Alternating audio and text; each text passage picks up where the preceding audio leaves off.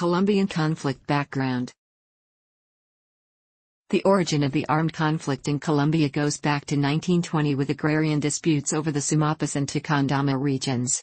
Peasants at the time fought over ownership of coffee lands, which caused the liberals and conservative parties to take sides in the conflict, worsening it.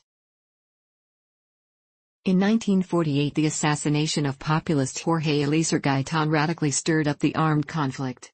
It led to the Bogotazo, an urban riot killing more than 4,000 people, and subsequently to 10 years of sustained rural warfare between members of Colombian Liberal Party and the Colombian Conservative Party, a period known as La Violencia, the violence, which took the lives of more than 200,000 people throughout the countryside.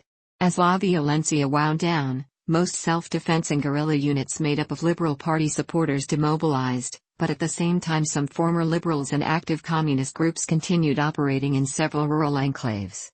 One of the liberal bands was a group known as the Fuerzas Armadas Revolucionarias de Colombia, Revolutionary Armed Forces of Colombia, or Farc, formed by Pedro Antonio Marin in 1964.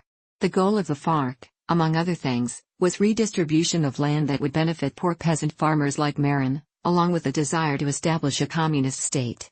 Also in 1958, an exclusively bipartisan political alternation system, known as the National Front, resulted from an agreement between the liberal and conservative parties.